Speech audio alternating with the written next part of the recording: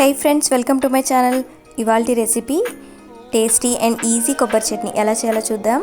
చూడండి, నేను ఒక మీడియం సైజ్ బ్లెండర్ జార్ తీసుకుంటున్నాను. ఈ జార్లోకి 5 నుంచి 6 పచ్చిమిర్చి, 4-5 పొట్టు తీయని వెల్లుల్లి రేఖలు, తర్వాత ఒక గుప్పెడు కొత్తిమీర తీసుకుంటున్నాను. అలాగే పుట్నాల పప్పు చూడండి, ఈ కప్పుతో 1/2 కప్ వేసుకుంటున్నాను. కొద్దిగా చింతపండు, 1/2 టీ స్పూన్ జీలకర్ర, తర్వాత రుచికి సరిపడా సాల్ట్ వేసుకోండి. ఈ ఇంగ్రీడియంట్స్ అన్నిటిని పల్స్ మోడ్లో కోర్స్గా బ్లెండ్ చేసుకోండి. చూడండి, ఈ టెక్స్చర్లో బ్లెండ్ చేసుకోవాలి, మరీ మెత్తని పౌడర్లా చేసుకోకూడదు. ముందుగానే నీళ్లు చేర్చుకోవడం వల్ల పప్పు అనేది సరిగా నలగదు. చూడండి, ఈ టెక్స్చర్లో ఉండాలి.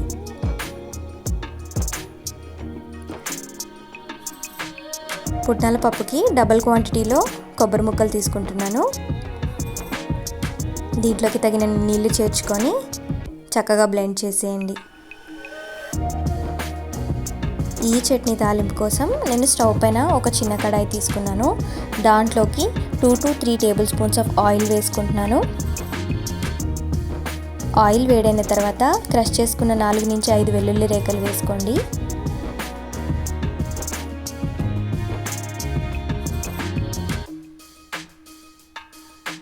వెల్లుల్లిపాయలు రంగు మారుతుండగా 1 టేబుల్ స్పూన్ తాలింపు దినుసులు వేసుకోండి.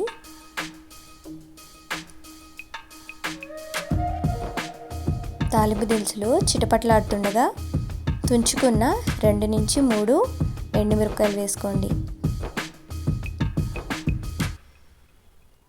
చూడండి, తాలింపు అంతా చక్కగా వేగిపోయింది. వెల్లుల్లి రేఖలన్నీ మంచి గోల్డెన్ బ్రౌన్లో కలర్లోకి వచ్చాయి. తర్వాత 1 రెమ్మ కరివేపాకు వేసేసేయండి. ఇలా వేగిపోయిన తాలింపులోకి మనం ముందుగా బ్లెండ్ చేసి పెట్టుకున్న కొబ్బరి చట్నీని ట్రాన్స్ఫర్ చేసేయండి. చట్నీ కన్సిస్టెన్సీ మీకు ఎలా కావాలంటే అలా అడ్జస్ట్ చేసుకోవచ్చు. థిక్ కన్సిస్టెన్సీ కావాలంటే నీళ్లు తక్కువగా వేసుకొని బ్లెండ్ చేసుకోండి. జారుగా కావాలనుకుంటే నీళ్ళు ఎక్కువ చేర్చుకొని బ్లెండ్ చేసుకోండి. అంతే, టేస్టీ అండ్ ఈజీ కొబ్బరి చట్నీ రెడీ అయిపోయింది. ఈ చట్నీ ఇడ్లీలోకి, దోశలోకి చాలా పర్ఫెక్ట్గా ఉంటుంది. ఈ రెసిపీ మీకు నచ్చినట్లయితే లైక్ చేసి మీ ఫ్రెండ్స్కి షేర్ చేయండి. Thanks for watching.